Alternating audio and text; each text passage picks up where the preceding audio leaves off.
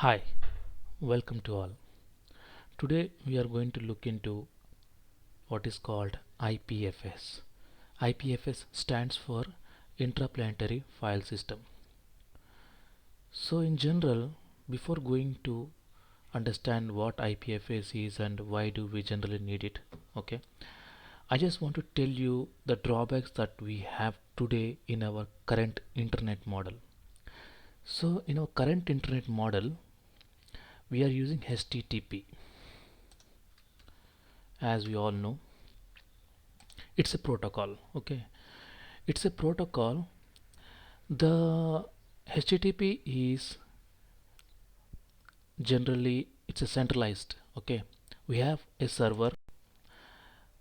See, here we have a server. Okay, and we have multiple clients. Okay, and suppose in this server we have a website or any content or any file is placed in this server. Okay, suppose in this server we have a file. Okay, and we want to download that file. Suppose here we have one client who want to download that file. Okay, and we have one more client who also want to download that file. Okay, similarly we have two more clients, totally four clients who want to download that file from the server. So here this client needs to make a request to this server. Okay, this is the origin server. This client also needs to make a request to the server. This client also needs to make request to the server. This client also needs to make a request to the server. So once the request is received, the respective file will be sent as a response to all these clients individually. Okay, so what is the drawback here? The drawback is, what if this server goes off? Maybe some damage happened or some disaster or some power cut, something happened and this server is not available. So if any of these clients who want to download that file wants to make a want that file and makes a request to that service is not available, so he won't get that file, right? So until the server is back, no one will be served with the file. So this is a concept of centralized, and HTTP's second drawback is that all the content, I mean to say file or a website, anything, is location based addressing. Location in the sense IP address. For example, if you want to get a file from Facebook, suppose you want to download a image from a Facebook, so the address is Facebook slash image1.png. So this is the address, this is the location. So from this location you have to download that file. And the drawback over here is, suppose tomorrow some hacker hacked some of the Facebook pages and he replaced that image. Okay, suppose you want a cat image. Okay, you wanted a cat image from this location. Okay, from this location you are expecting a cat image, but if the hacker hacked your Facebook account and he replaced that image one with some, suppose say, horse. So when you request to this location, okay, when you make request to this location, http slash facebook slash image1.png, you will get horse, but you are expecting a cat. So this is something that can be tampered in HTTP. So it is not that secure because it is location based. It just serves the content which is located in this address.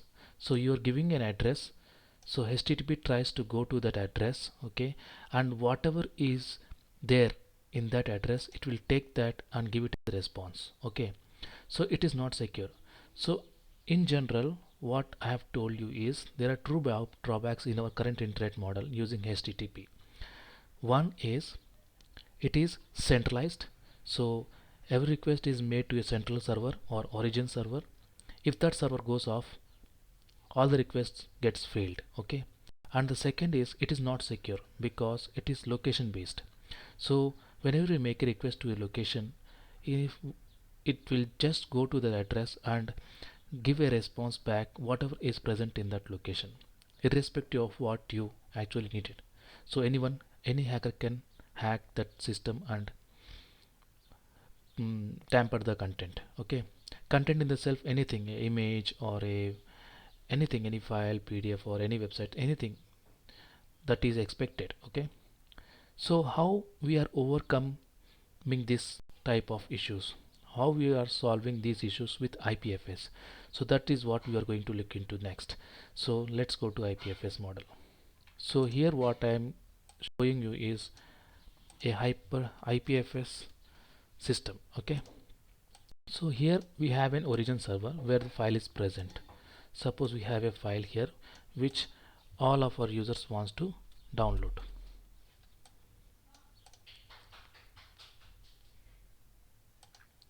Now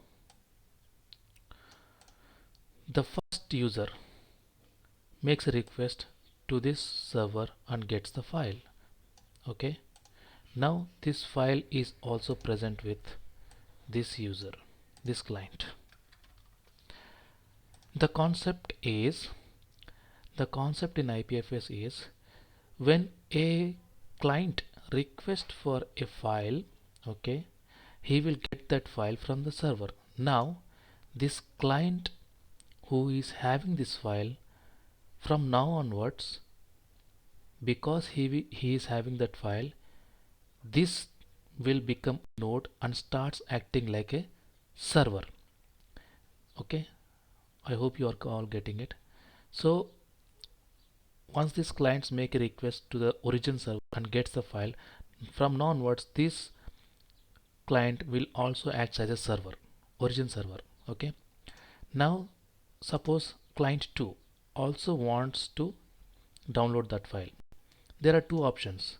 One, he can make a request to this origin server where the file was originally placed, or he can make a request to the nearest node. Nearest node means whoever is having a file, he just wants that file. Okay, he just wants that file, so he can make a request to him also, to this client. So all these clients, so who is having a file, will act as a server.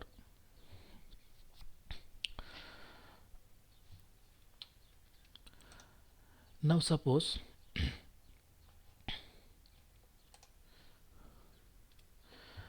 this client wants a file, the network request goes to the nearest node, this client, and he will get a file. Okay, so now even this user is having the file, and suppose these two clients who are here also wants that file, can make a request to this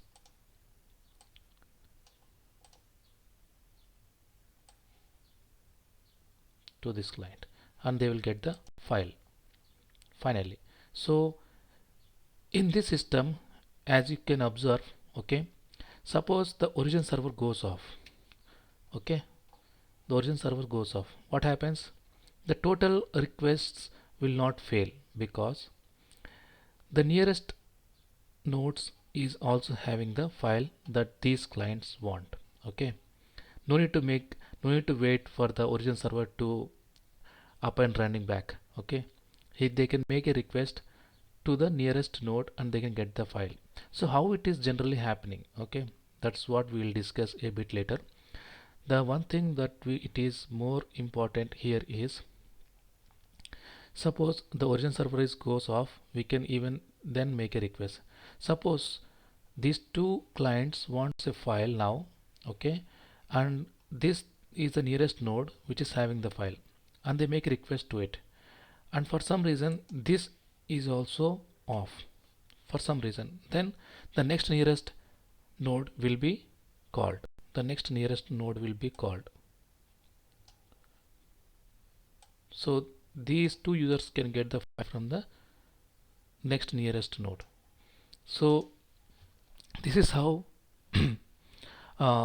the network is in IPFS. I hope you are all getting it.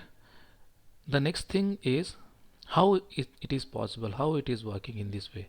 So as I previously said, in HTTP it is location based addressing, okay, but in IPFS it is content based addressing. In IPFS we call it as content based addressing.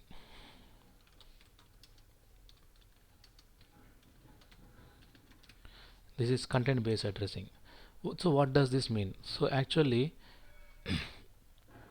content based addressing means, suppose we will have a hasher, okay, we'll have a hasher, okay, we'll give some input to it, okay, some text file input,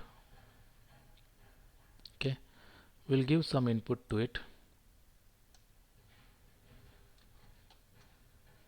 I just explain you once again. So we have a text file,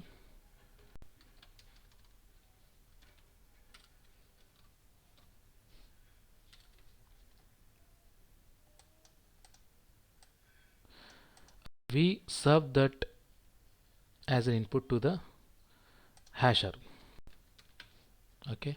What this will do, this will take this file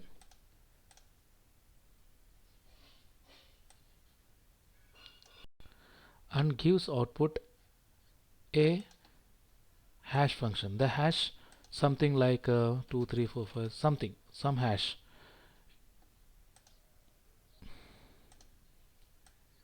So we'll get some output like this, okay. So what happens now, to get the file back, okay, suppose this is some PDF file, suppose a text file or PDF file, okay, we gave this PDF file to this IPFS, suppose this is IPFS. In IPFS what happens, it takes the file, it up it returns a hash, okay. So if a client wants to download that PDF file, any client, okay, any client wants to download this PDF file, he need to reference to this hash, okay, he needs to reference to this hash. So in this browser he needs to type like this, for example if it is my localhost, so it is will be 8080 slash IPFS slash this hash function, this hash fke something something.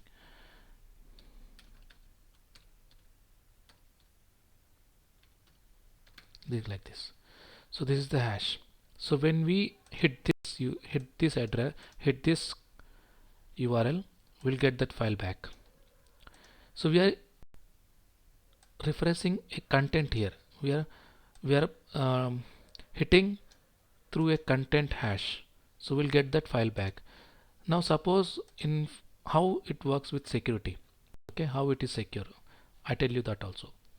So when some hacker hacks some server, okay, some IPFS server, okay, some active IPFS network, and try to change the content of this PDF. Suppose the content of the PDF earlier was earlier the content was like this hello world, okay, and the hacker comes and tries to change this to first let me tell you, the text in that PDF file was hello world, okay, and the hash for this hello world text is this thing what we are getting output here, okay. And suppose the hacker comes and tries to change something in it, okay, he makes it hello WRLB, okay, this is tampered, so this is something change, or he put some extra letter also over here, okay. So what happens, the content is taken, okay, and hash is generated. So what we need to understand here is the hash is generated based on the content.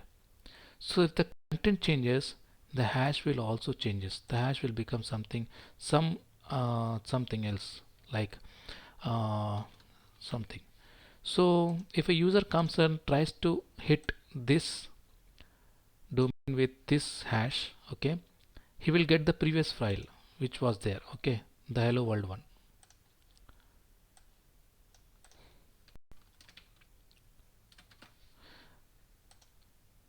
It's that simple, okay, because he's referring to this hash key. For this hash key the content was this, so that's the reason he is getting the original file back.